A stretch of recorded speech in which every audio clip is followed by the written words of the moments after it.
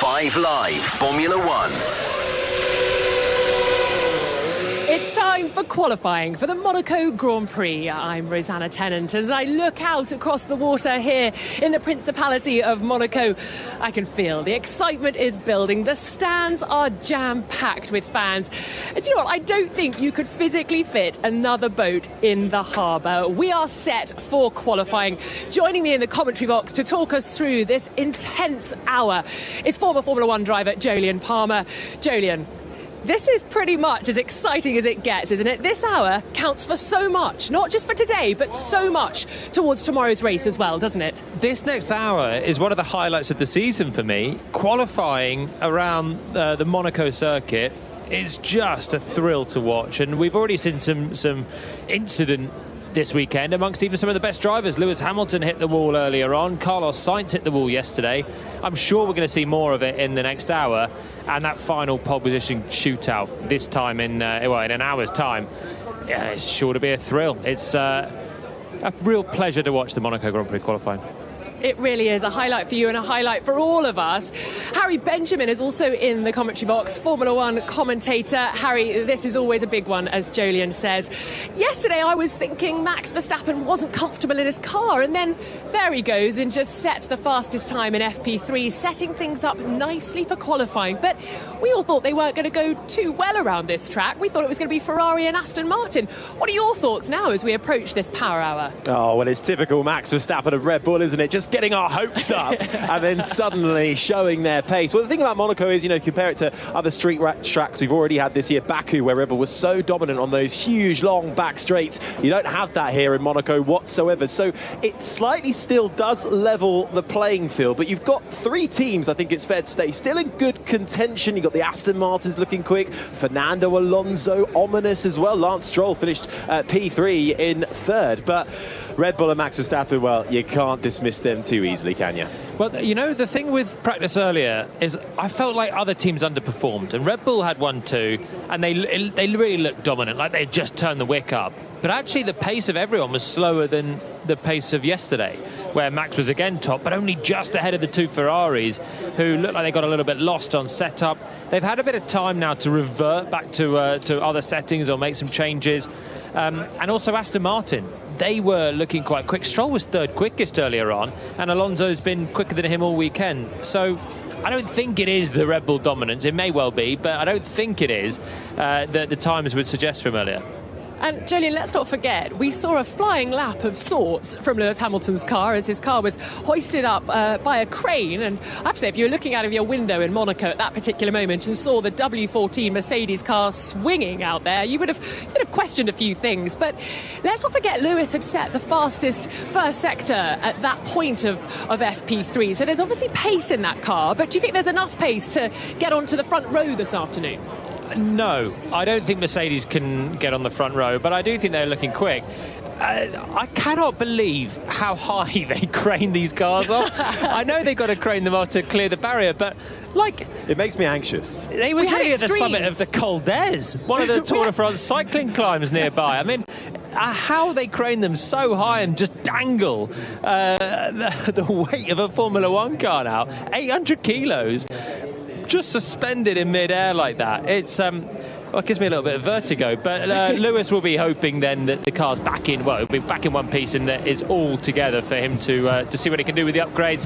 I just don't think they've shown enough to challenge right at the front for this one. So have you been underwhelmed then by these upgrades, and do you think there's more to come, or do you think that is actually it? And if you were going to be faster in Monaco, you're going to be faster everywhere, you're going to be faster everywhere, you'd be faster in Monaco? Well, I can't see a situation where I would have been whelmed by them. It was only going to be underwhelming, I think, because Mercedes, they back the upgrades. They say that what they've seen on the numbers from the factory is positive.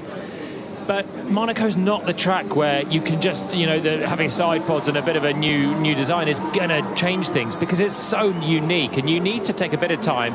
And typically you need to want to have an upgrades on a conventional circuit to get them into the right window.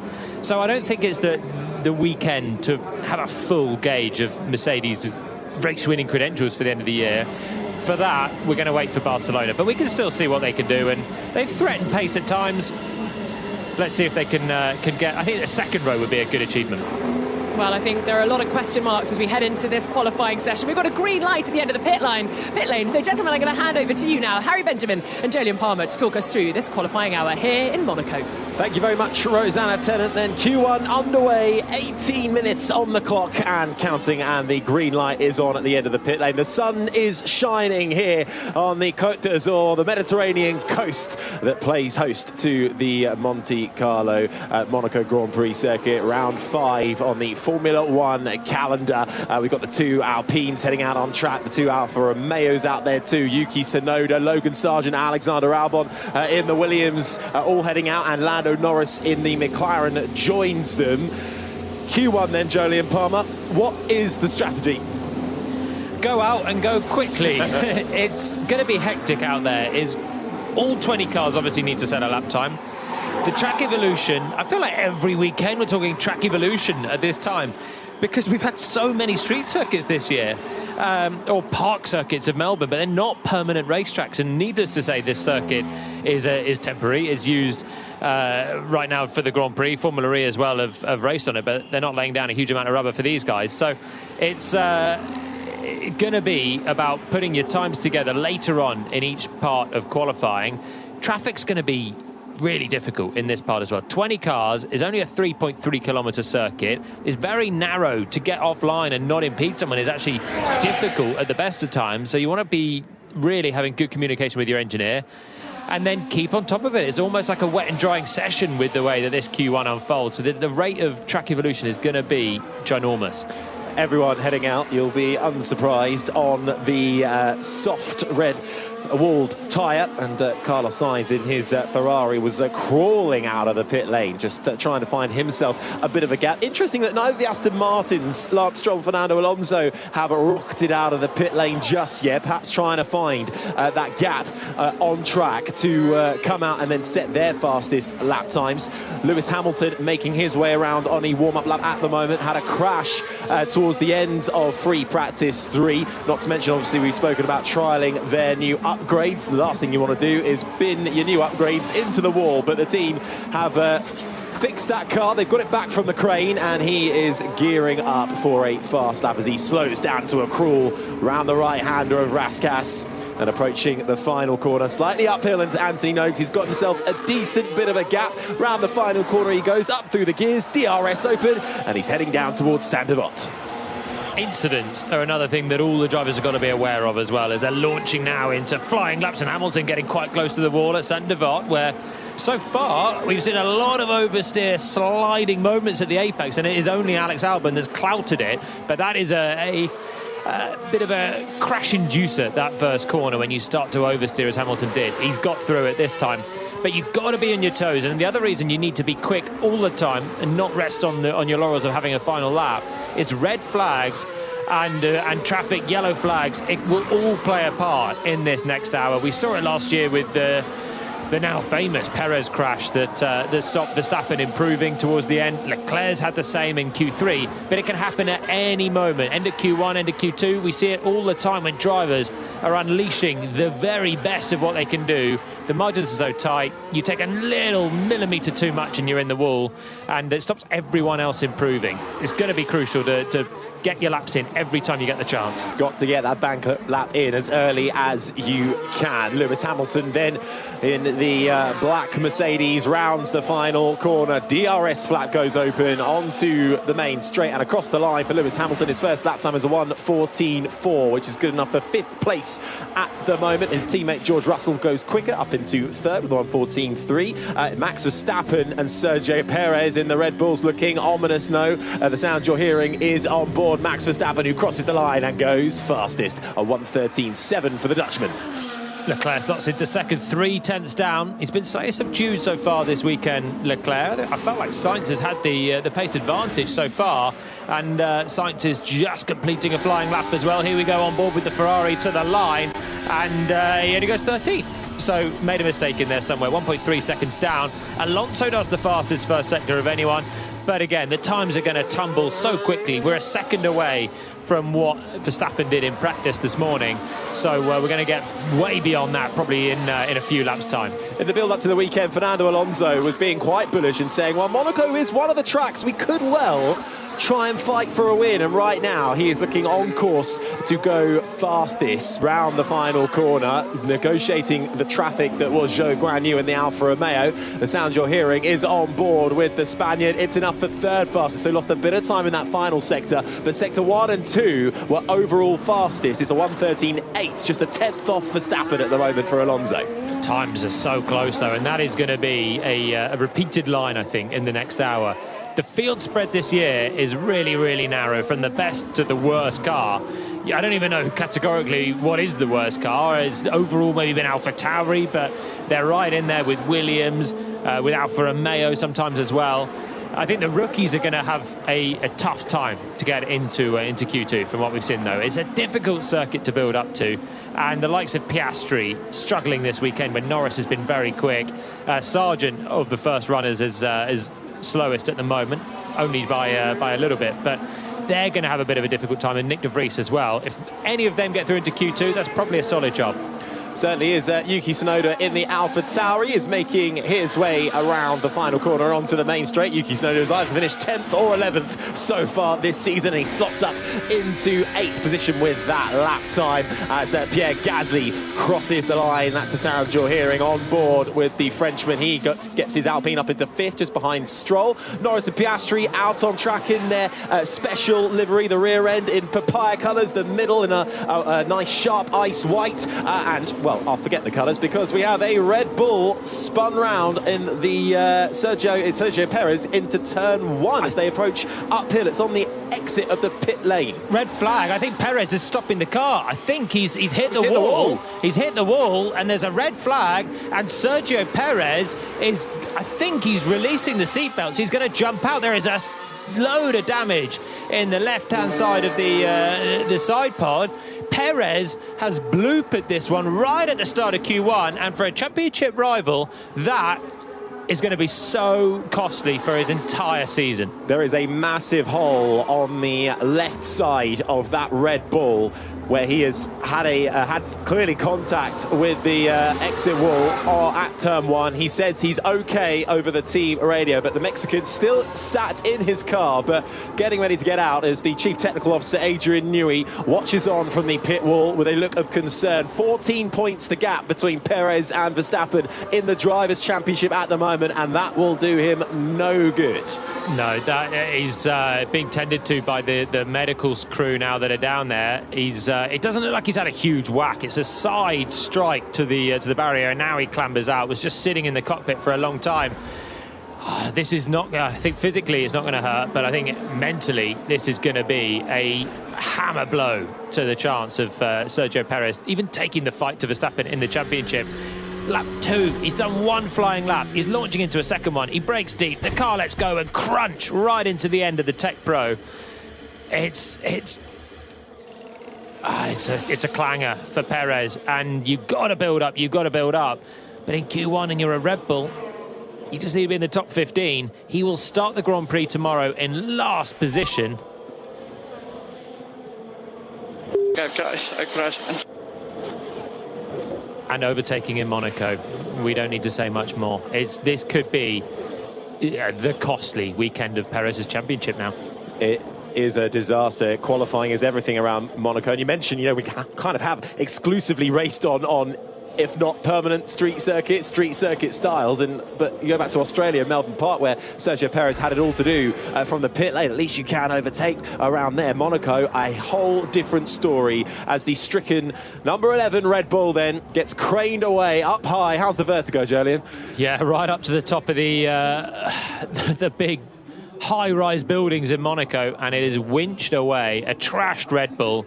Second qualifying in 6 races for Perez that he's had one of these crashes right at the start of Q1. As you said, in Melbourne, he managed to get through and still salvage 5th place in the Grand Prix. It will be some astonishing result if he can do that tomorrow. Getting a point is going to be so difficult for him around the streets. Need to think about strategy already and what he can do different to get some pace out of the Red Bull.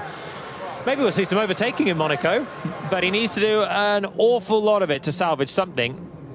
Yeah. It's a head in hands moment. He absolutely will. Well, the Red Bull team, pit wall will be strategizing, but the red flag is out then. 11 minutes and 12 seconds on the clock remain. So a good time to head down to the pits and see where Rosanna is.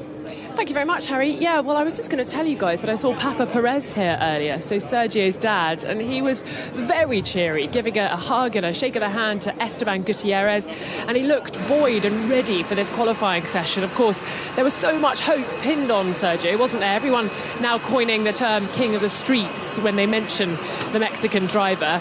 He has got his work cut out for tomorrow, and as you said, Jolien, this could be the moment that we all look back on and say, do you remember the Saturday of Monaco Grand Prix? And that was where he lost this championship. 14 points the difference now. It could be a lot bigger come tomorrow afternoon. I hope Red Bull have got a magic strategy, because it's going to be really tricky to work his way through the field tomorrow afternoon. Not even a rain shower could help him, I don't think. It's not that kind of circuit. No, and it's the sort of thing now where Perez, he is so good on street circuits. He won here last year, of course, and would have been so pumped up. They were neck and neck in practice earlier, Verstappen and Perez. He was getting close to the pace, and he's just taken too much of a bite out of it early on. He will now, out of the car, have the weird feeling of really hoping something happens to his teammate as well. If he wants to have a championship fight, let's make no bones about this, he wants Verstappen to also get nothing out of this qualifying session. If he's starting 20th and Verstappen is starting 19th, that is now best case for Perez. It's quite perverse as a team, but that's how, when you have the best car, you're locked in a straight fight for the championship with your rival. That's how he's going to be thinking. And if Verstappen ends this one on pole and manages to win the Grand Prix tomorrow from there, then, I mean, the championship lead, it could be 39, 40 points. Sayonara.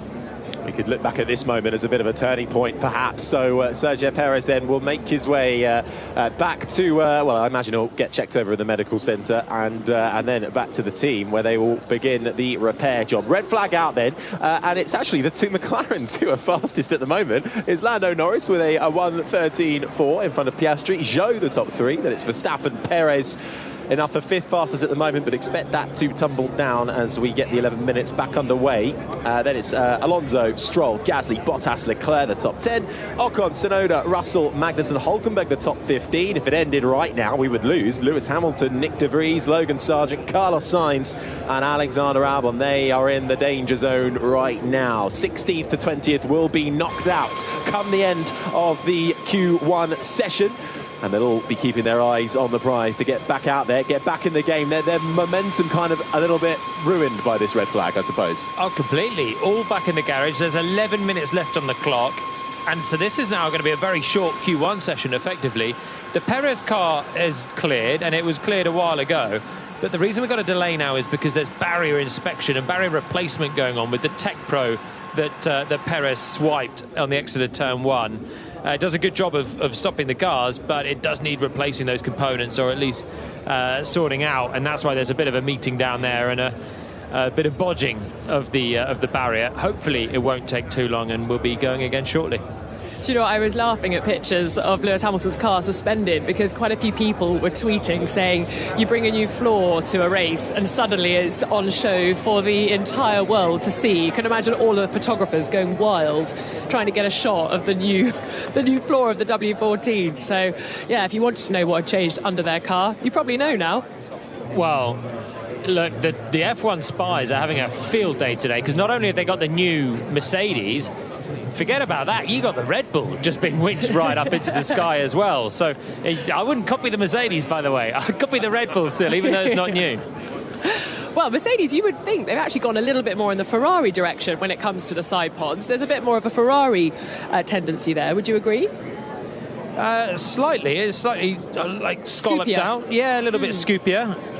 They're all converging slowly. The Ferrari, Mercedes and Red Bull started with such radical different ideas last year, and Mercedes are the first to throw in the towel completely on theirs, and they're all converging towards what is inevitably going to be the Red Bull approach, isn't it, looking at the dominance of that car. As we await then for the red flag to head back in. We're seeing that I think the repairs might well be finishing up. So hopefully not too long to go before we get back underway for Q1. The sun shining down here. The Monaco residents and the fans out in force on the balcony, looking over Casino Square in this rather spectacular part of the world. Just over 2 square kilometres is Monaco, although they've actually reclaimed a bit of land, I think, on the exit of Portier by the tunnel. So extending that a little bit for the Grand Prix, but and for some housing as well. But we've already got Logan Sargent in the Williams lining up right at the end of the pit lane, ready to get out as quickly as possible. Sargent scored a few points here last year in the Formula 2 race, so points finishes in both races for Logan Sargent, with 1.5 minutes left before we get this Q1 session restarted. Will be one driver down then, Sergio Perez. Let's see how far he falls down the order and where he might end up for the Grand Prix on Sunday. Rosanna? I'm quite interested that they've headed out to the end of the pit lane so early. I was thinking it would be seconds, not 1.5 minutes that they'd headed out to the end of the pit lane. I guess position is everything, isn't it, Julian? Well, they all want to get a lap in because we've had a stoppage already. There's been 7 minutes of the session. Everyone has got a time on the board. So, whilst I said Perez would start last, that's only providing everyone could beat his lap time, which is currently 5th place. It's only 0.6 quicker than that of Hamilton, De Vries and Sargent. And I think with the track evolution, they probably will. But you never know, with more red flags, more incident, he might even be able to get into Q2, as you heard the crunch of Perez sidewalling the tyres there again. It's, you want to be out there and you want to get a lap on the board as soon as you can. We're just viewing the Red Bull crash again, and actually the front left mirror, it's such an impact, actually gets knocked off into the cockpit. It completely bounces off, reverberates off the exterior wall, then rests itself just sort of slightly in the cockpit with Perez. So quite a shunt then for him. Yeah, there was more bits of debris, I think, as well collected in the cockpit. I wonder if that's maybe part of the reason he took so long to get out and the medical crew went over then. The impact, it's a rare impact to have such a big whack on the side impact structure of the car. Been strengthened a lot, and there's rigorous crash testing before the season to make sure that the cars are all up to handling an impact like that. But you don't often see the debris landing on the driver. So Charles will swap positions as soon as possible. Okay. Yeah. To be honest, now I think it's too late. Let's keep it like this, and I will let him go. Tell him to not stupidly slow down in the last sector, but. Yeah, let's stay like this, it will be easier for everyone. So that's an interesting insight into the Ferrari strategy for the rest of this 10.5 minutes left of Q1. Leclerc behind his teammate Carlos Sainz in the pits and deciding, no, we're not going to swap them around. We're just going to allow for a big gap between himself and Carlos. Interesting, hoping that Sainz doesn't slow right up into Raskas. Pragmatic from Leclerc. So each team will have an order that they're going to send the drivers out for each weekend. Honestly, in Monaco, unless someone's going to crash and bring out a red flag, you're not getting a big benefit of a slipstream like you might in other circuits. Certainly somewhere like Baku, the other street circuit with long straights, you actually want to be a little bit behind the other car. Here, it makes little difference, apart from the chance to get caught up if there's just another car ahead of you that will bring out a red flag. And so Leclerc actually just saying, you know what, we're not going to faff around with swapping places on this narrow circuit. Don't want to go offline, don't want to play any funny business on the outlap. Let's just sort it like this. They're in a Ferrari. They've got to get in the top 15 of now 19 drivers left in.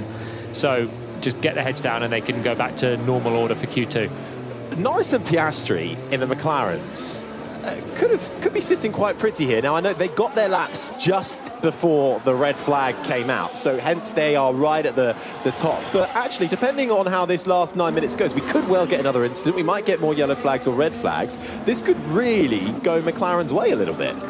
Well, remember, all anyone has to do is get in the top 15, so it's not going to leave them on the front row lockout if they end up in P1 and 2 as they are now. They're both actually staying in the pit lane, so they're not rushing back out, the two McLarens. But they have Zhou in 3rd place, and he's only a 10th back from Piastri. So it just says that there's so much more pace that everyone will unlock. Zhou is currently a 10th quicker than Perez. So I do think Perez is going to tumble down the order and out in this Q1 as the track rubbers in and everyone starts pressing on and finding more time. But yeah, it's just about being in the top 15, and clearly being 1 and 2 right now is not a bad place to be. Yeah, I think they'll be hoping if a decent lap time would just avoid the Q1 elimination zone, which is where we are setting the grid for the final 5 positions as Albon goes to the top to get his first lap time straight away. Then that goes out of the window for me, maybe. The Williams on top, a 1:13.3. I was just trying to find a little something there for McLaren. Yeah, getting a bit carried away about a McLaren front row lockout, 1 lap into Not Q1. a lockout. I admire your enthusiasm, I really do. But Albon now goes to the top in the Williams, and Joe still 4th. Hamilton crosses the line, and he goes 7th. Albon's lap, whilst we laugh about it, about this being not that representative, Albon's lap is really good. He's within 3/10 of Verstappen, who's just gone to the top. He certainly has, as George Russell, who we ride on board with, goes 2nd, 2/10 the gap to Verstappen. Carlos Sainz in the Ferrari makes his way around the final corner, gets oh so close to the wall on the exit of Anthony Noakes. Bottas slots up into 4th. What can Carlos Sainz do? It's only 6th for the Spaniard, and Leclerc will be next across the line. He's slow though in sector 1, but he's found time in the last 2 sectors enough for 4th place. That lap time from Albon is pretty solid, and Nick de Vries goes up to 2nd in the AlphaTauri, a 1/10.5 of Max Verstappen. Yeah, like I said earlier on at the start of this one, it's like a wet and drying session with the amount of track evolution. Alonso comes across the line. You can hear the Aston Martin now downshifting into turn 1. He's on a slow lap because he's just gone to the top of the times, and he can back off for a breather. The times are going to tumble. You've just got to stay on top of your game the whole time. And now, in the space of 1 lap for everyone, Perez has gone from 5th to 17th now as Ocon jumps up to 2nd. He is going to be last, and it just shows how the track evolution is. A 1 lap in a Red Bull is not enough to beat anyone around this circuit with the track evolution. Yeah, any hope that Perez might still be able to skate through and get a top 15 starting position is well and truly gone. He's currently 18th. Only the 2 Hasses behind him, Magnussen and Hülkenberg, who have not come out of the pit lane yet. So I wonder what their strategy might be as you're hearing Lewis Hamilton wind up that Mercedes for a fast lap. Haas are waiting for new tyres a little bit later on when the track is better. So they're waiting, and they're risking it a little bit in 19th and 20th for the track evolution. But a red flag or any trouble will mean that they're both out in this. So it's a risky game, but the reward will be having new tyres and a better track. Might pay dividends, risky gamble. Hamilton is 17th, and that's the sound you can hear now of the Mercedes coming round Casino Square, round the bump, downshifting into Mirabeau where he crashed earlier on.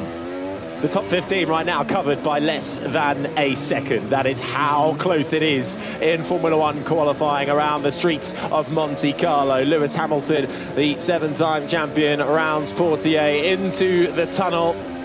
The light goes much darker, but for the driver in the cockpit, it's not a problem as he bursts out into the sunlight, straight into the braking zone, over the slight bump that brings you into the Nouvelle chicane, up through the gears then, and approaching the left-hander of Tabac. So easy to have the car run out wide and into the wall. He keeps it nice and tidy. He's found 0.3 of a second so far on this lap. Yeah, it's not a dramatic lap from Hamilton. He's currently 17th. This will get him up into the top 15.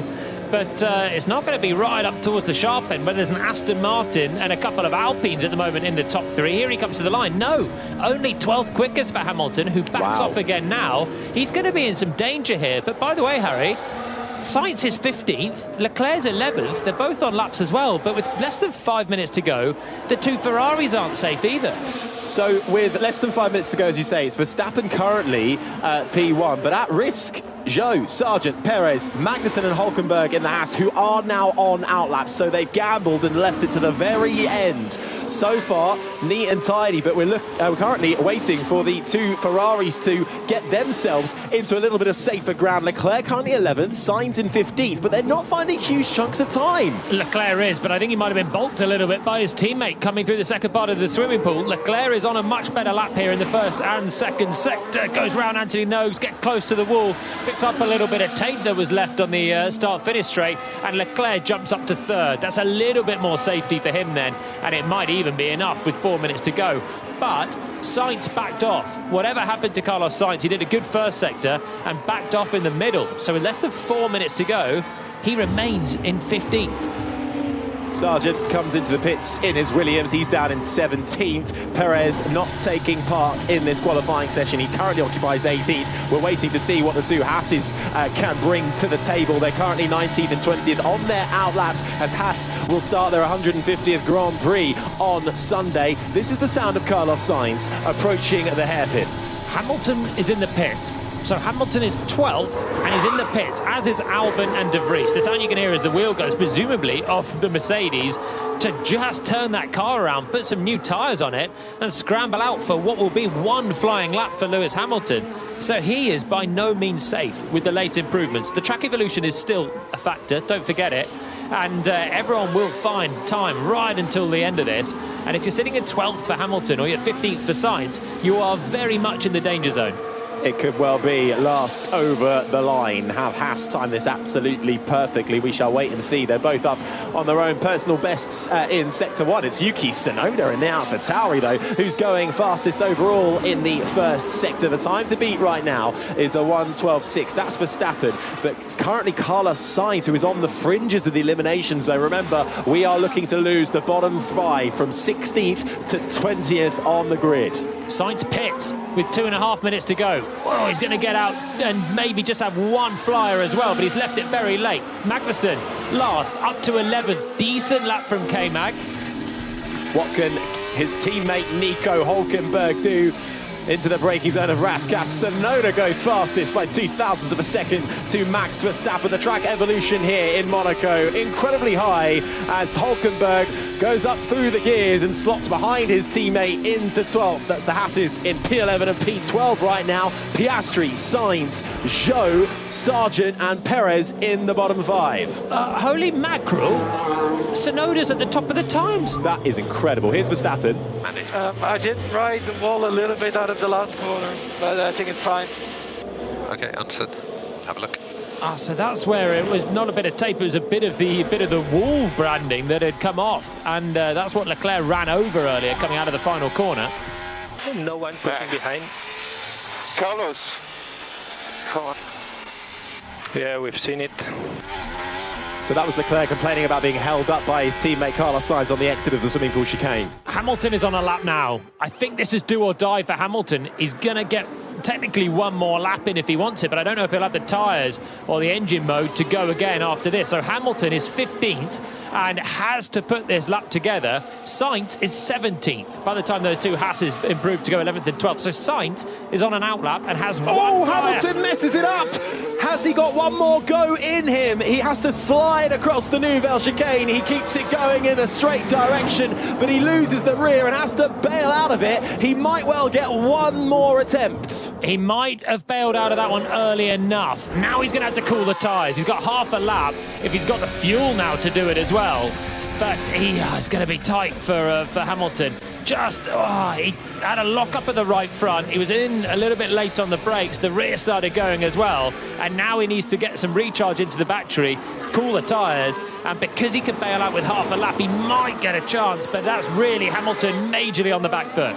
20 seconds on the clock here till we time out for Q1. George Russell in the Mercedes is making his way down the main straight to set a faster lap time. It's personal bests all round bar the last sector, but it's enough for third for the Briton. Up into third place, a 10th and a half off. Yuki Tsunoda, and that time is holding up there. Stroll in third. This is Carlos Sainz, the sound you're hearing into the approach of the hairpin. Verstappen goes faster now than Yuki Tsunoda by over 2.5 tenths of a second, but Sainz with time to find here. He's currently down in 18th position. Zhou is gone. Zhou's gone. 17th in the Alfa Romeo, and at the moment just ahead of Sainz and Sargent. Sainz has to put the lap in, and that's the sound you can hear now. On the brakes into the Nouvelle chicane, makes the corner. Sounded like he was a little bit early on the brakes, maybe just being a bit cautious there for Carlos Sainz. Albon goes third. Track evolution is phenomenal, and Hamilton right now is 17th, but he is improving. He's down on his Sector 1 time, though. Sainz makes his way through the swimming pool chicane into the braking zone of Raskas. Round the final corner, he's got a clear track ahead of him. Round Anthony Nogues and out into the main straight. DRS wide open for Carlos Sainz, and he comes across the line. It's fourth fastest. He's safe. Carlos Sainz finds half a second. Can Hamilton find anything? Yes, he can. He's out of Q1 and up into 7th. And Hülkenberg is pitted and is out. Magnussen is out and Sargent is out because Oscar Piastri has jumped to 12th place. And that's, take a breath, that's the end of it. But whoa, in the end, if you know, the history books will say that's a very normal session. It didn't feel it. Am I safe? You are safe. We'll be reusing this set. So currently P7, 4.5 tenths to Verstappen. Lewis Hamilton is indeed safe. He makes it through to the next part of qualifying. Logan Sargent, Kevin Magnussen, Nico Hülkenberg, Zhou Guanyu and Sergio Perez, after his crash, all eliminated. They will start and occupy the bottom 5 grid slots for the Monaco Grand Prix on Sunday. But how is that for competition? The top 19, just over a second split. And Tsunoda is second in that. Well, Albon in third too. Amazing. Where's that pace come from?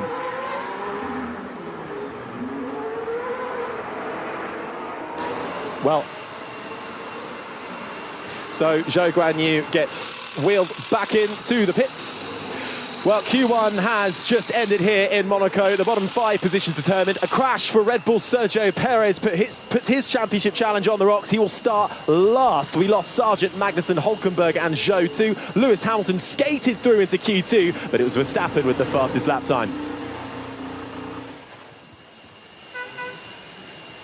Well, Nico Hülkenberg gets out of his Haas looking slightly exasperated, and as they all make their way back into the pits. Quick break then as we get ready for Q2 and lose another 5 drivers, and should get underway fairly quickly. But Sargent in his Williams peels back in, gets stopped at the weighbridge, but then can return to his team. Shame for Sargent, pipped right at the very end. How breathless was that session? It just felt everyone needing to dig out lap times right at the end. And if there was any other car in the wall or a yellow flag, we would have lost at one point a Red Bull, a Ferrari and a Mercedes in Q1, and we have an AlphaTauri and a Williams in the top 3. That was a really manic Q1 session. As it is, it's only Perez that with his crash will start last. Hamilton did well to actually do a half a cool-down lap and still have something left in the tyres to get through. Launched himself up to 7th and just a 10th down on Russell, and Sainz up to 4th was cool under pressure as well. But oh, it was hectic, and they left a little bit to chance, those two. Lewis Hamilton was giving it his all on that final lap. He left it till late, taking a little bit of paint off the walls as he did it as well. Slight touch coming through the swimming pool chicane for Lewis Hamilton, but it still was enough to make his way through into Q2. He'll have to do it all again, though. The entire field was separated by 9 tenths, apart from Zhou in the Alfa Romeo, who was half a second away from his teammate and also quarter of a second away from Hülkenberg, the car ahead. That's incredible. Perez was out, but obviously would be within that to Verstappen as well. The entire field, 1st to 18th, separated by 9 tenths of a second.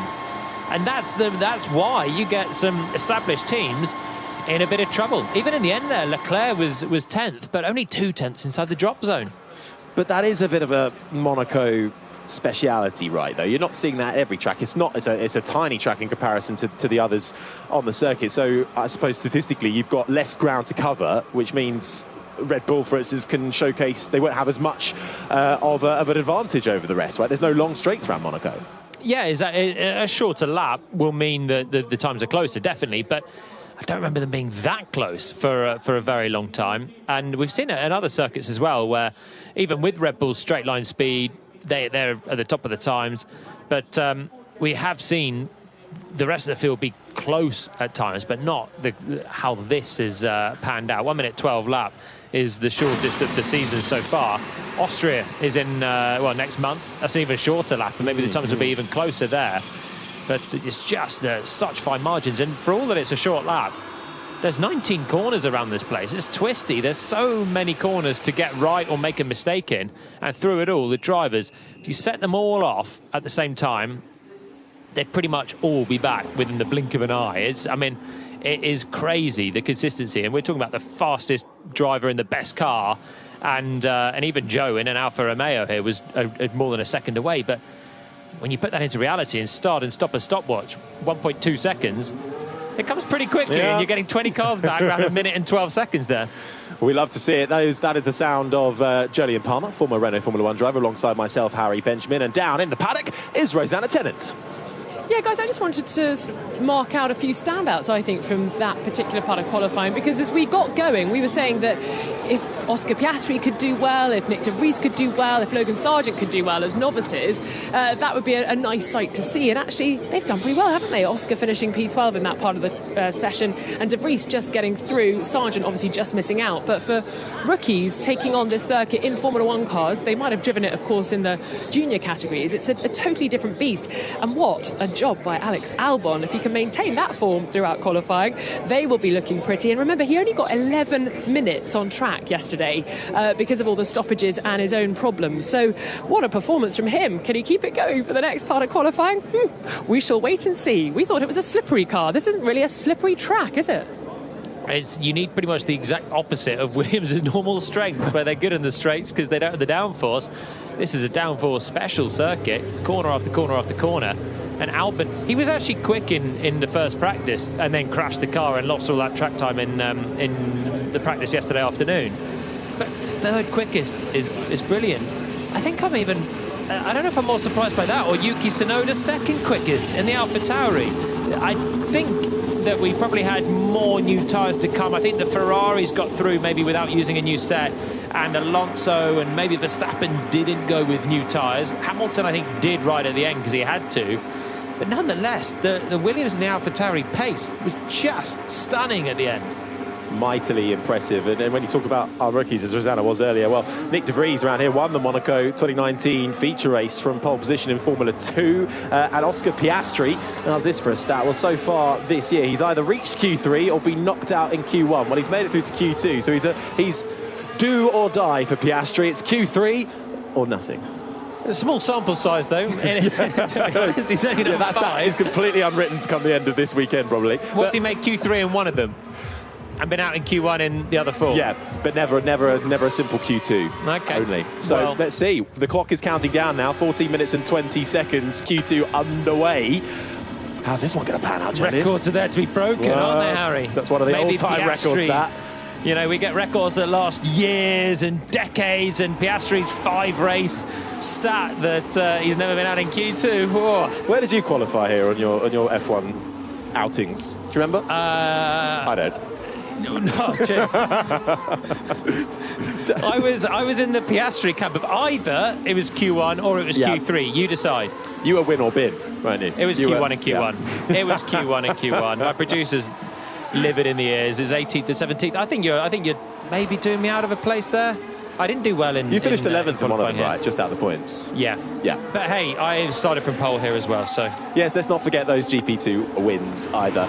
But back to 2023 and Monaco Formula 1 out on track then, 13.5 minutes on the clock. So we will be looking for who will occupy 11th through 15th. That is who we will eliminate come the end of the next 13 or so minutes. And we can see the Monegasque racer on home soil, Charles Leclerc in the Rosso Corsa Ferrari, making his way to start his first flyer. Max Verstappen is already on a flyer through the hairpin. The sound you're hearing is the Dutchman making his way round the right-hander of Portier and into the tunnel, up through the gears. 6th gear, holding to 7th, out into the blinding light of the sun, straight into the braking zone of the Nouvelle chicane. Chuck it left, chuck it right, and foot to the floor, and out you go quickly. The left-hander of Tabac approaches. Russell and Hamilton also on decent laps, but no one at the moment is finding as much time as Max Verstappen is through the swimming pool chicane. It's looking rather ominous, but these will be the first proper flyers that we see. So I think what happened in Q1 was that Williams and AlphaTauri used an extra set of new tyres. They actually used 3 sets of tyres, and the midfielders generally used 2. And that's maybe why they rocketed up quite as much as they did with Tsunoda and Albon. Still rapid from them, but that might leave them with a bit of a tyre shortage later on or early on in this part of qualifying. So heroes in the first part. It would be a little bit harder to replicate that heroics in this part of qualifying. Well, let's see how it all unfolds. Fernando Alonso in the Aston Martin has the fastest first sector of them all at the moment. Esteban Ocon in the Alpine out on track, looking very quick too, and he slots up into second, does Esteban Ocon, just 6/10 or so behind, 2/10 behind Verstappen, I should say. Here comes Fernando Alonso in the Aston Martin, across the line for him, and he displaces Ocon up into second. Still not quite enough to pip Verstappen. Bottas slots into sixth, and Piastri comes across the line and displaces him down to seventh. Piastri up into sixth, and his teammate pips him as well up into sixth. Verstappen currently with the fastest lap time. Still waiting for Stroll, Gasly, De Vries, Tsunoda and Albon to come through for lap times. Lance Stroll is on a decent lap at the moment, going through Rascasse, not setting the world alight, but this should be on course for near or nearabouts his teammate. Let's see how it is when he comes across the line then for Stroll. It's not completely wrong. They lost a lot of time in that final sector. Gearing up now for a proper lap then. So I think he bailed out of that and wound it back up for a fast lap as he heads up the hill to Casino Square.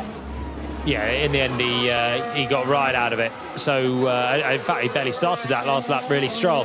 Now he's on it and he goes around the bump that you still avoid coming out of Casino Square. You'll light up the rear tyres, because even though the bumps have generally got a bit flatter, the cars have also got a bit stiffer around here to make use of a downforce platform, and so you still feel the effects of every bump and curb around this place. Through the tunnel for Lance Stroll. Albon also out there on a lap. Gasly in the Alpine has gone up into second, just over a tenth and a bit back from Verstappen. Then it's Alonso, Ocon, Sainz the top five, Leclerc, Norris, Piastri, Bottas and Russell the top 10 in the elimination zone with 10 minutes to go is Hamilton, Stroll, De Vries, Tsunoda and Albon, but they're all on fast lap times now. But there's a bit of traffic coming into Rascasse. The Alfa Romeo gets out of the way. Fernando Alonso skates up the road. Didn't impede Stroll too much, might even benefit really from a little bit of slipstream, but it's still only 12th for Lance Stroll. On board with Alex Albon, the sound you're hearing in the Williams. Let's see, he was working miracles in Q1 through Rascasse, round the final corner. Personal best so far for Albon. Onto the main straight for the tyre driver. And it's 12th. He displaces Stroll and Hamilton in 11th. Yeah, he's right there neck and neck with the Mercedes, which I think Williams will still take at this stage into Q2. Hamilton, though, is on another lap, as is Russell. Russell comes through and doesn't improve. Hamilton does, goes up to 9th, so just gets himself ahead of his teammate. But we heard from Pete Bonington, end of Q1, they're reusing the same set of tyres. And I think there are a few drivers in the field here still not putting on new tyres. We've got 8.5 minutes to go, and as always, the times are going to tumble. Alonso is looking blisteringly fast coming through the middle sector around Anthony Noakes. No traffic in front of him, it clears out of the way. In fact, it's the fastest overall middle sector. Can he carry that speed through? He gets up one place into second, still can't quite find those last few hundredths and thousandths of a second to get Verstappen with a 1:12.0, still standing as the fastest lap time from the Dutchman. You know, with Perez crashing as well, there's a huge opportunity for the likes of Fernando Alonso and maybe the Ferrari duo, maybe even a Mercedes, to not only get on the podium here, but have a chance of winning. Someone else is going to start on the front row. Red Bull cannot lock it out. And from there, you can take the lead, and from there, you can keep a lead. Yuki Tsunoda's had a whopping lockup on his first lap in Q2, so he came back in the pits without a time and put a decent flat spot on that the front left of the AlphaTauri. That was coming into the Nouvelle chicane. Brake too late. Hero of the of Q1, and he's got 7.5 minutes to get a time on the board and get through, but he's not started Q2 quite as strongly. No time from him on the board. 15th and plumb last at the moment. Only Nick De Vries, his teammate, is ahead of him in 14th. So that is how the elimination zone looks at the moment. Russell, Albon, Stroll, De Vries and Tsunoda. 7 minutes and 17 seconds on the clock.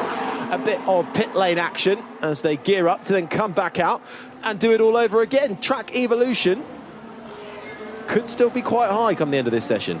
Well, Verstappen's just nudged the best lap time down into the 1:11 11s for the weekend. 1:11.9, 2/10 quicker than Alonso. Not a huge amount between the sole Red Bull and the fastest of anyone else, which is the Aston Martin.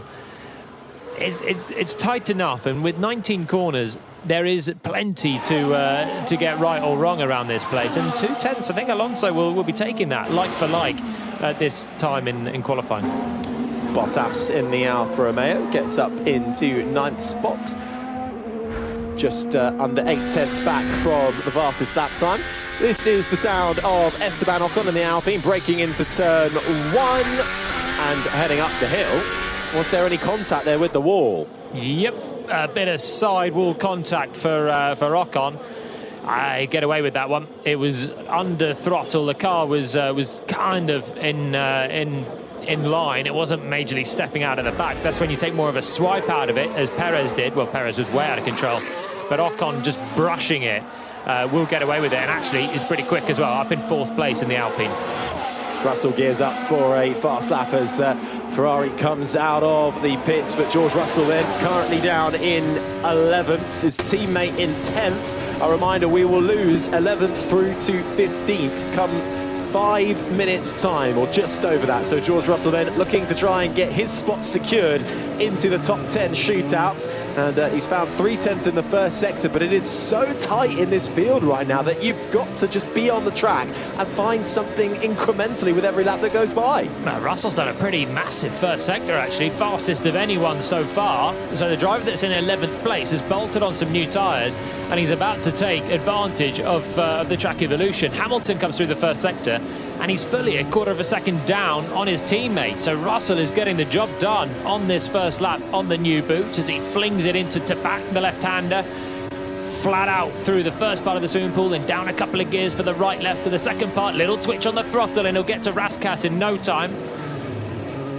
Down the gears, tight right-hander, and then just flick it through Anthony Noakes and up towards the line, and this should be a decent lap for George Russell. Comes across the line and goes 3rd.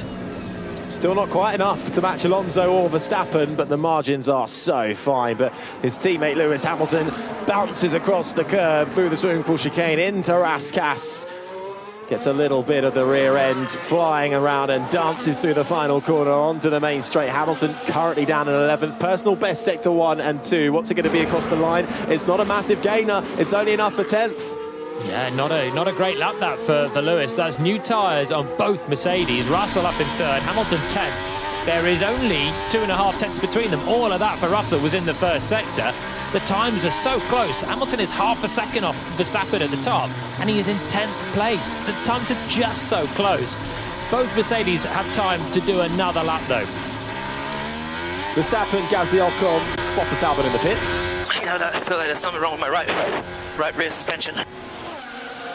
Right rear suspension worries then for Lewis Hamilton. Half a second down on the P1 time at the moment. If it ended like this, he would still make it through. Leclerc in the Ferrari carves his way through to back, then through the swimming pool chicane. He's found time quite. It's a decent lap time actually coming for Leclerc. Can he hold it together around the final corner? The Ferrari planted as it makes its way out through Anthony Noakes and onto the main straight, which isn't really even a straight, and it's second fastest for Leclerc, 1:12.1. It's a decent lap then for Leclerc, finding a bit of form in the Ferrari, and Ferrari generally have been pretty subdued today from being potentially the fastest car outright yesterday. They've looked like they've lost a little bit of ground in today's running. But Leclerc up to second. Sainz is on a lap as well. He's currently in 7th place and needs to improve, find a little bit compared to everyone. He's 2/10 down on his teammates so far. He's going to come across the line now. He only finds about a couple of hundredths, stays in 7th, Sainz. Hamilton is pushing, and he did so a lot of that final lap, but skating against the walls any closer and that would be day done. Hamilton right on the ragged edge. What's Yuki Tsunoda got for us in the AlphaTauri? It's 7th fastest for the Japanese racer. Not too shabby. Ahead of Sainz, ahead of Norris, ahead of Piastri so far. And ahead of Hamilton, who now is in the drop zone, 11th place, and he's been through the pit for a new set of tyres. And we've got a McLaren in the wall, and that is Lando Norris through to back.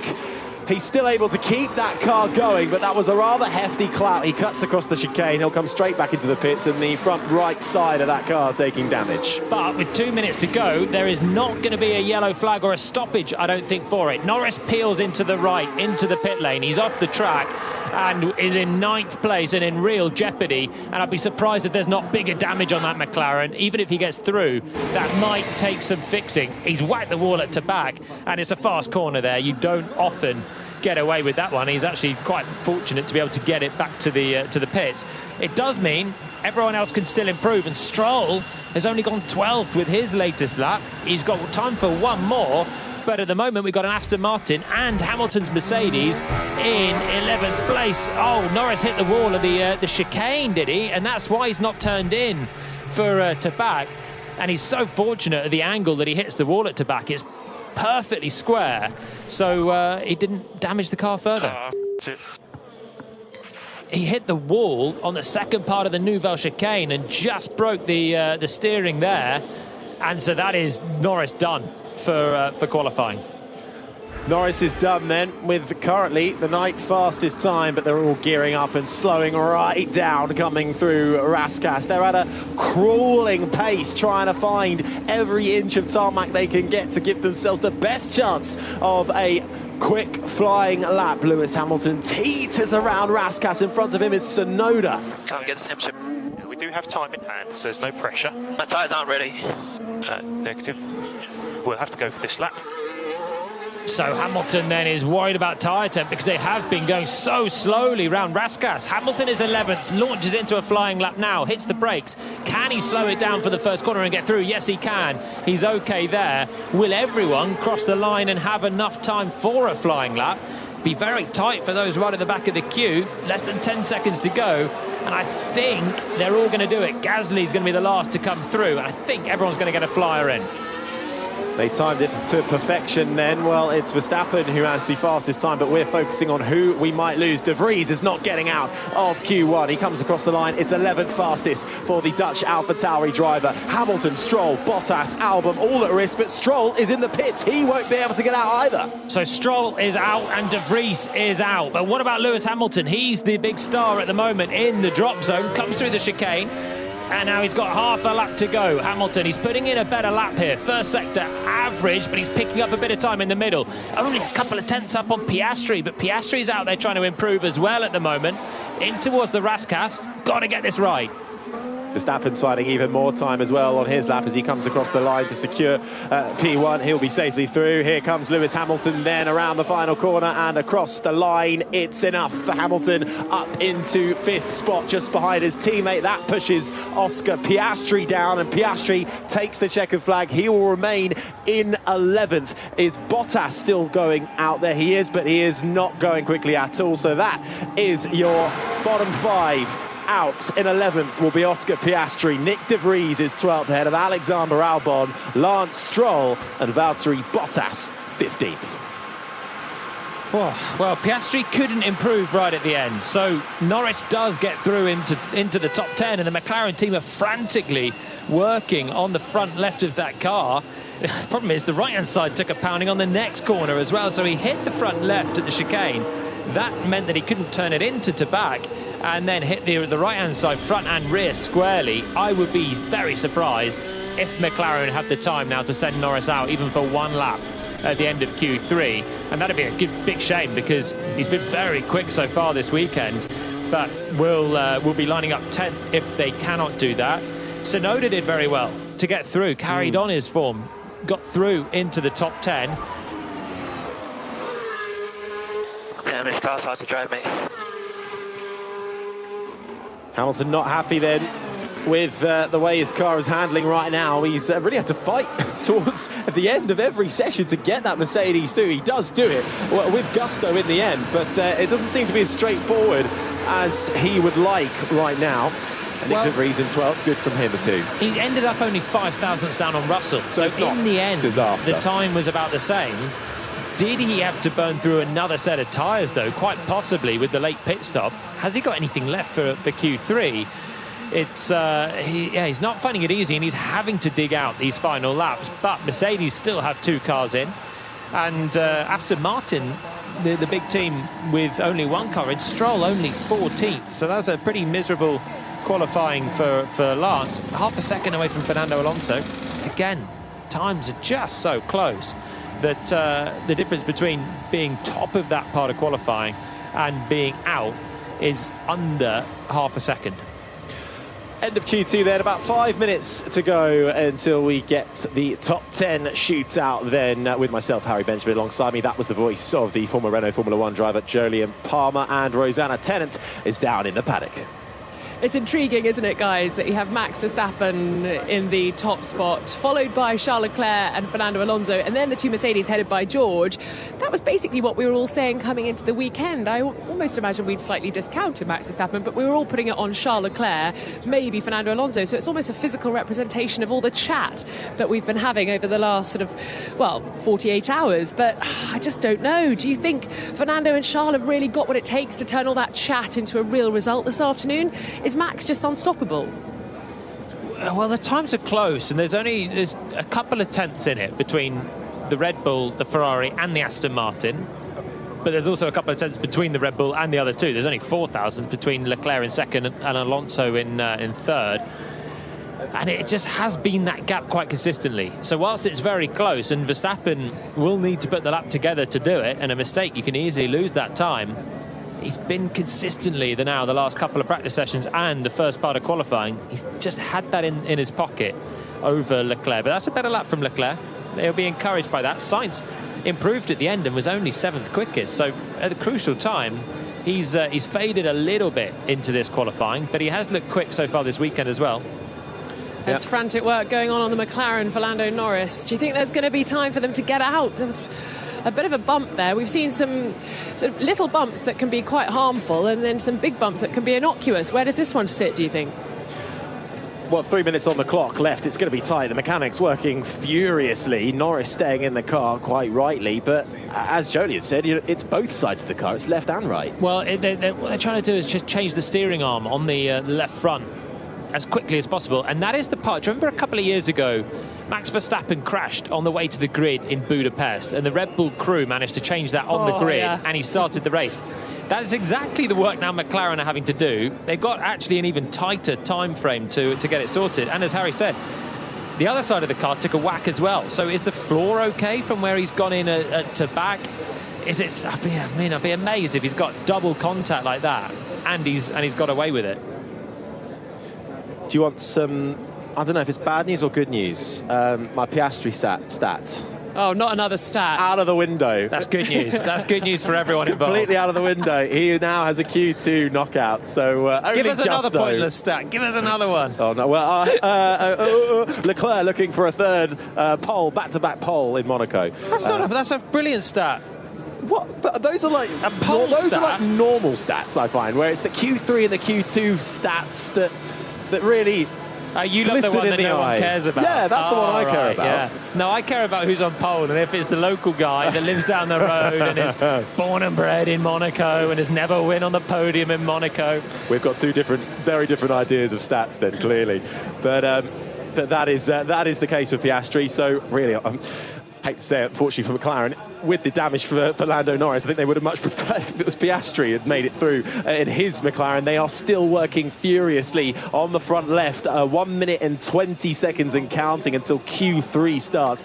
It is going to be a race against time. There's 1, 2, 3, 4, 5, 6, 7 engineers and mechanics working on that car. A medley of mechanics. Oh, nice. Very we'll go nice. with a medley of mechanics. I don't know if that's the correct collective noun for them, but they had a little look of resignation, I think, on their face or faces, and I just think that McLaren, who haven't had a great car this year, were really off the pace last time out in Miami.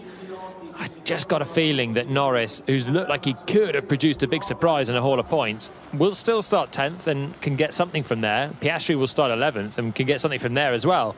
But it's just, that might be costly for them if they want to get anything more than minor points tomorrow.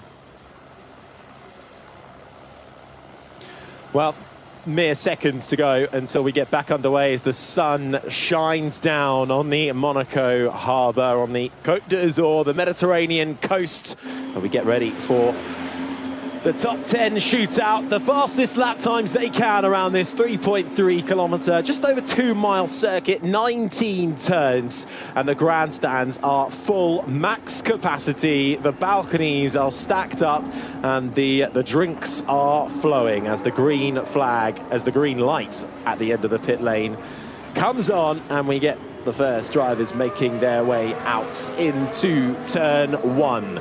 All right then, Jolien, who's your pick for pole? Verstappen. Who's your pick for second? That's the more interesting one. Alonso. Yeah, I would agree with you on that. I think I can see Alonso had a couple of front rows already this year. I can see him getting there again. And he's been a good starter as well. Remember, he was in the front row in Jeddah, pinched the lead into turn 1. Who knows? That's where I'm going. What about you? No, I think I agree with you, actually. I think if Alonso can get into second, I think he's actually then got a real chance to maybe take a victory, depending on how the starts are. There is a threat of rain tomorrow, which we haven't really talked about, but that could throw all sorts of things and spanners into the works. But I agree, I think Alonso could slide up there, but Charles Leclerc is looking good. Carlos Sainz, so far, has actually looked like the better of the Ferraris, but has tailed off as we got it into qualifying. It's Leclerc who has come through, but Yuki Tsunoda, I mean, he's not going to be on the front row, but he's looking very quick. I was going to say, you're going to list everyone here, then 10 left in, and we got down to Yuki Tsunoda. Tsunoda is the outlay. He's outstanding at the moment for me so far. To get up into the top 10 in that Alpha Tower, and to be so hooked up, mightily impressed. A brilliant year, isn't he? Oh, he is, absolutely. He's driving the wheels off what is not a very good car, and he's into Q3 in Monaco, and therefore will have chance of points. How far up can he get? 2 Mercedes left in, 2 Ferraris, 2 Alpines, and then it's 1 Red Bull of Verstappen. It's just 1 Aston Martin of Fernando Alonso, Yuki Tsunoda, and Lando Norris, who has not left the pits and may well not leave the pits after his crash in Q2. Yeah, the mechanics still working on that McLaren. 10 minutes on the clock to go. First flying laps coming at you as Max Verstappen makes his way into the tunnel. Esteban Ocon going quickly at the moment. He's taken away the fastest first sector from Max Verstappen, but then Fernando Alonso takes it away from Ocon as well, chopping and changing fastest sector 1 times. Let's see how it all shakes out. Verstappen nicely through the left-hander at the back, and he carries so much speed. The change of direction on the rear end of that Red Bull as it comes through the fast left-right chicane of the swimming pool. Already he's through Raskas and now into the final corner. Anthony Nogues onto the main straight. DRS open then, and first attempt in this qualifying session for Max Verstappen, and it's a 1:12.102. It's not amazing. Alonso is quite a lot quicker through the first sector, and he's quicker in the middle sector as well. Verstappen isn't as quick as he managed in Q2. Was he on new tyres? I saw the Mercedes were releasing their cars on a scrub set of tyres. Alonso is coming now out of the final corner, gets right up to the wall on the exit, but it's good, and he gets decent drive down, and he goes to the top of the times with the best lap of the weekend so far. Mighty impressive from Fernando Alonso. It's a 1:11.706 at the moment. Alonso currently provisional pole, but we've still got a way to go yet in this final quarter of qualifying. Tsunoda pops his AlphaTauri up into 4th. Gasly then immediately displaces him. Tsunoda not with a very good lap time, actually. He's got time to find on that, so he'll go again. Leclerc and Sainz next to come across the line. First of all, it's going to be Charles Leclerc who gets up into 2nd. What can Carlos Sainz do? Comes round the final corner in the Ferrari across the line, and it is 2nd. Leclerc down to 3rd, but Alonso still fastest. Alonso, Sainz and Leclerc separated by half a tenth, all on a 1:11.7. Hamilton comes through, and I think he was on a used set of tyres, goes 7th, 6 tenths down on the pace. So Mercedes not running competitive lap times at the moment. What tyres was Verstappen on? Presumably he's got enough tyres to go out on new boots straight away, but he's not done a great lap, and he's down in 4th position. I wonder, Ocon comes into the pits as George Russell winds up for a fast lap. It's Alonso, Sainz, Leclerc, Verstappen the top 5 as it currently stands. And it was new tyres for Verstappen, I believe. So Verstappen, like for like, he's not had a great lap, and whilst the others have found time... Only P1. Good. I'm pushing like an animal, mate.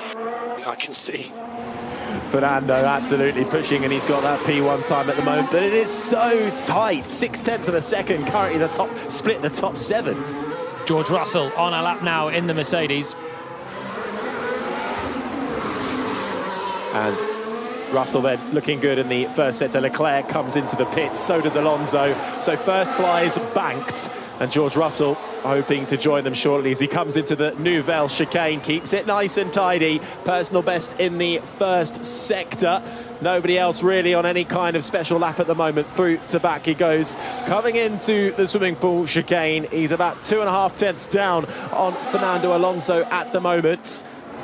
Through Rascasse and around the final corner for George Russell. What's it going to be for the Briton?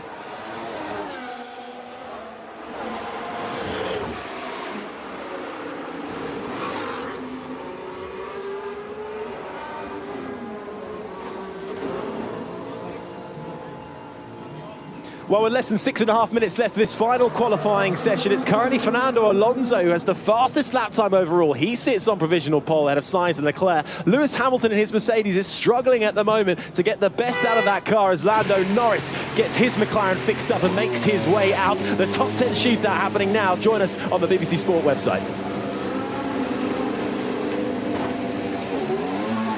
And 5-6 minutes left on the clock.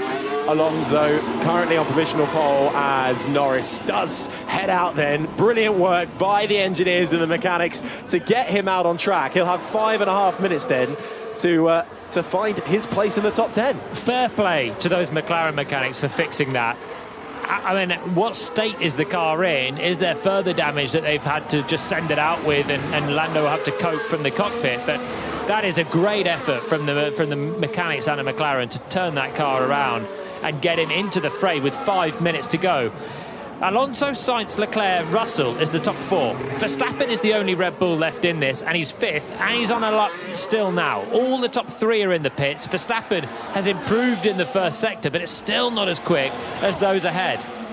Fernando Alonso's last pole position came over a decade ago, 2012, at the German Grand Prix. His last win, the 2013 Spanish Grand Prix, and at the moment with 5 minutes he is the man to beat in qualifying, but Verstappen is finding time.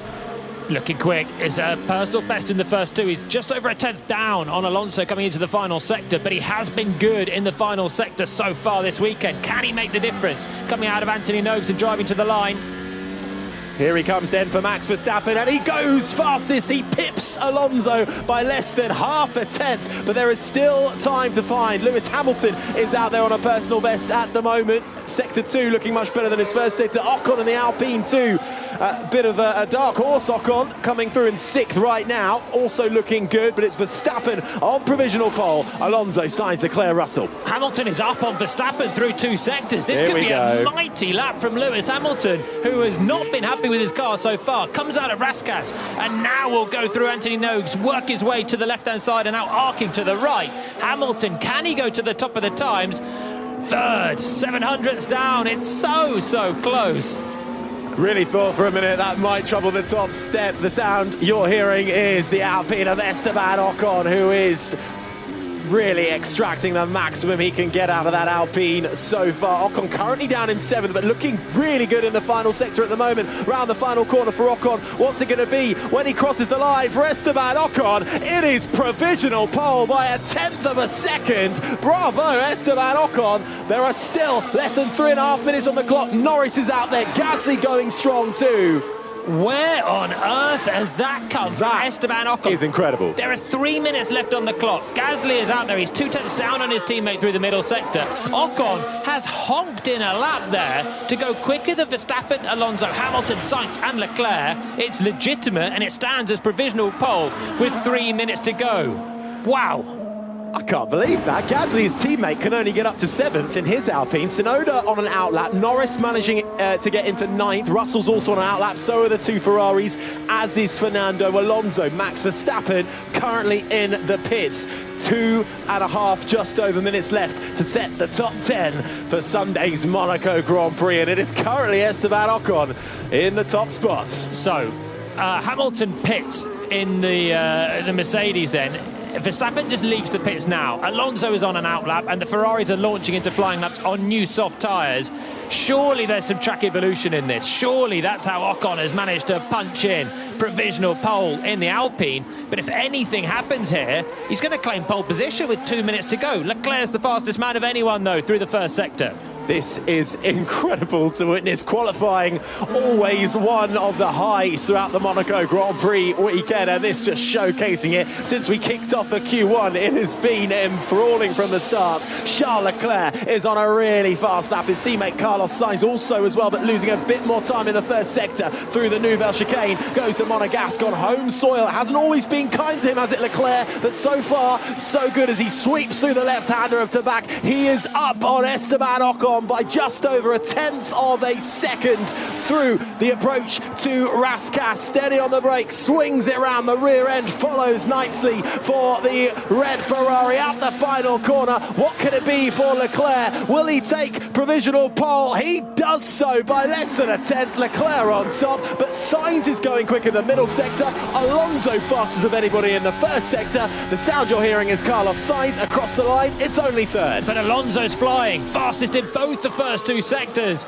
He's been fighting like an animal in the Aston Martin, and this is some lap he's putting in right now through Rascasse. 1 corner to go for Fernando. Fernando Alonso onto the main straight. Purple sector 1, purple sector 2. Can he complete the clean sweep? It's provisional pole for Fernando Alonso, a 1:11.4. Mightily close at the top. Russell can only do 8th. One man can deny them all. And it's Max Verstappen, who is the only person now that can topple the times as they stand. Alonso, Leclerc, Ocon, Sainz is the top 4. This is the sound of Max Verstappen, who is a personal best through the first sector. Takes pavement on his way down through Portier to try and maximise the track width, and now comes down through the tunnel and the critical chicane braking area where we've seen so many laps ruined. Verstappen can still take pole. Through the Nouvelle Chicane, everybody breathe.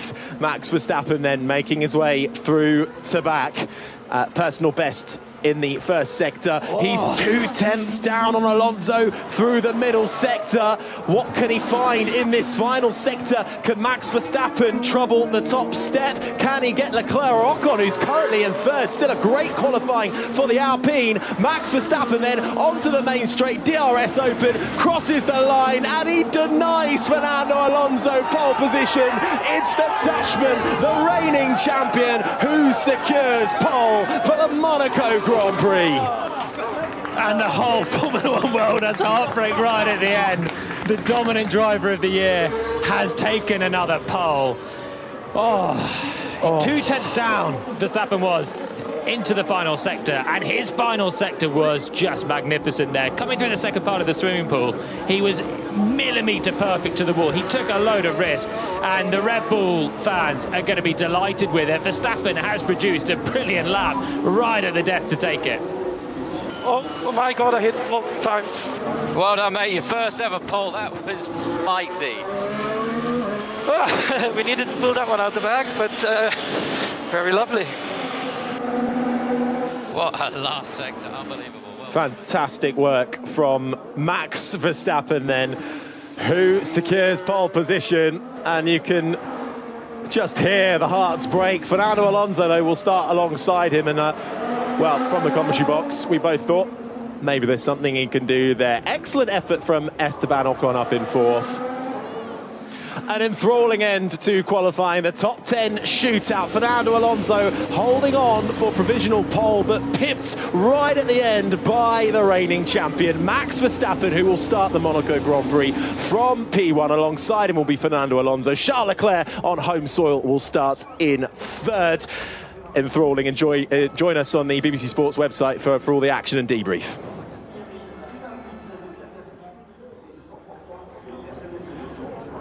Well, Fernando Alonso heads over to Max Verstappen, and they pull up into Parc Fermé and congratulates him. But it is Verstappen on pole, Alonso second, Leclerc third. Then it's Ocon with a fantastic qualifying in 4th in the Alpine, in front of Carlos Sainz, who gets the top 5. Lewis Hamilton is 6th in front of Gasly. George Russell in 8th. Yuki Tsunoda enough for 9th, and a brilliant job from Lando Norris and his team of engineers and mechanics, who got that McLaren out and set a lap time, but it was P10 in the end. But that is your top 10 for the Monaco Grand Prix. What a qualifying session. Jolyon Palmer, you said this is a highlight of your year. I hope this one goes into the highlights reel. Oh, what a session. That was an amazing, breathless qualifying hour, or hour and a quarter in the end with the red flag. It was an unbelievable session. Perez, the drama of one Red Bull being out right at the start, the drama of the other one taking pole position. That should have been obvious. Should have been obvious when Perez was out that Verstappen would have pole, but it just wasn't. It was so close across the board. Alonso, so many hearts will have broken there, with Alonso almost taking a first pole in a decade around Monaco of all places, but Verstappen produced a really good final sector, left it all on the line and got it back. Four different cars in the top four as well, and that doesn't include a Mercedes. I absolutely love that, and you can hear the sound of the boats honking their horns in the harbour. I'm so lucky because I get to stand down in the media pen and talk to the drivers. All of the drivers that were in the media pen in that final part of qualifying stopped what they were doing, no more interviews, turned and watched the screen, and I have to say everybody was captivated by what was going on. I think so many people were hoping that Fernando Alonso could do it. I think so many people want that for the championship, don't they, Harry?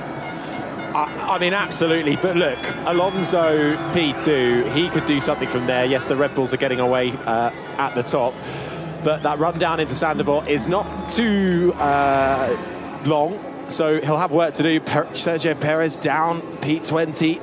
Might even start from the pit lane, depending on how badly damaged that is. A lot of work to be done, but it's Verstappen who has the advantage once again. Certainly is. Well, let's head down now and hear from our top three: Max Verstappen, Fernando Alonso and Charles Leclerc, with Loïc Duval. Being home, not 3 in a row, but it's been a fantastic qualifying. Thank you, gentlemen. What do you think about today? I'm not satisfied with P3, but on the other hand, we need to look the situation we are in with the car, and it was a very tricky qualifying, but weekend for me especially. I struggle a lot with the car. We struggle a lot on bumps compared to the other cars. So, but in qualifying, the car was a bit more alive. I was a bit more at ease with the car, and we managed to do P3 very close to the pole position. So all in all, happy, but I would have preferred to be first, of course. Checo last year was third on the grid. He won the race. Everything is possible, as you know, here in Monaco. What do you need for tomorrow, just to get that extra thing to be able to win at home and to bring that trophy to your fans? I guess a little bit more luck than the other years, but apart from that, I don't know how is the forecast. Yesterday it looked like maybe we'll have some rain, so if it's the case, everything is possible, and I'll go for it anyway, and let's see where we end up. Thank you, Charles. Congratulations, Charles Leclerc. Merci.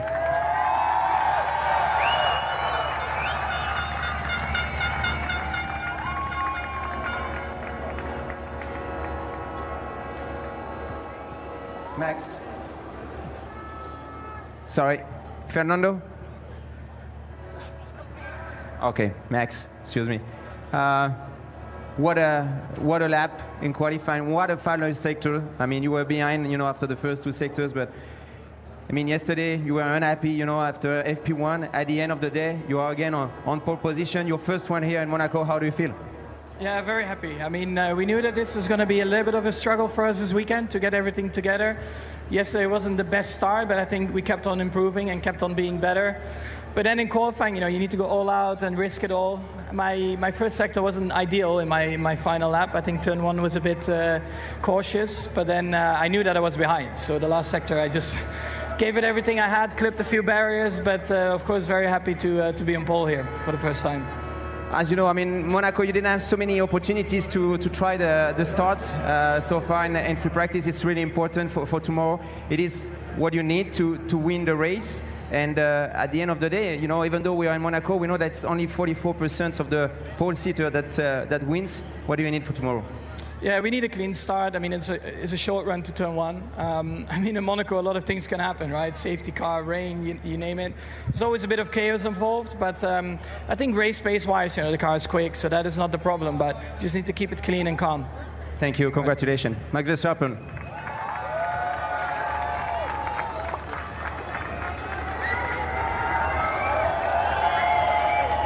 Fernando, you told your team that you were driving like an animal. during those qualifying. We could see it, we could see the emotion, we could see the passion. It was missing just a little bit. That final sector, actually, that you were always really competitive in sector 1, sector 2. How do you feel now? Yeah, I feel good. Obviously, pole position means a lot here in Monaco, but today Max was a little bit faster, which is a shame. But I think first row on the grid for us is quite a big thing here. As you said, last sector seems our weakest point of the circuit. Let's see tomorrow what we can do in terms of a strategy, if there is any weather coming or something. But we will try to win. And what about those few meters, from the first row to the first corner? Do you think you have that opportunity really to go and cross that first corner P1? I mean, it's very short into turn 1, but we have normally a good start this year. Max is a little bit inconsistent, so maybe it's one of those bad ones tomorrow. All right, thank you very much and congratulations, Fernando. There you go then, your top 3 for tomorrow's Monaco Grand Prix, headed by the reigning world champion Max Verstappen, who managed to fend off some of the favourites coming into this weekend, Fernando Alonso in the Aston Martin and Charles Leclerc, the home hero, in the Ferrari. Jolyon Palmer. All eyes were on Max Verstappen then, and boy did he perform when he had to. Can you even imagine what it must have felt like for him in the cockpit then? Well, he said it, didn't he? He thought he was on the back foot. He knew he was on the back foot. So he just pedalled to the metal and see what he could do. And, in the end, got the Red Bull back to where it's been the whole time, on pole position. He did it the hard way. But interesting also, Alonso getting in the head of Verstappen already. He's made some dodgy starts this year. And that'll be obviously a critical point of the Grand Prix tomorrow. We always say this is the highlight of the Monaco Grand Prix race weekend. I think we might have got this one wrong. It's going to be a cracker of a race tomorrow afternoon. Jolyon Palmer and Harry Benjamin, thank you so much. Join us on BBC Radio 5 Live from midday as we look ahead and build up to all of the day's sport. And then we'll have live commentary of the Monaco Grand Prix from 2 p.m. 2 p.m. You'll also be able to hear what we thought of the qualifying session on the BBC's Checkered Flag podcast. Oh, it's going to be a thriller. We're ready for the Monaco Grand Prix 2023.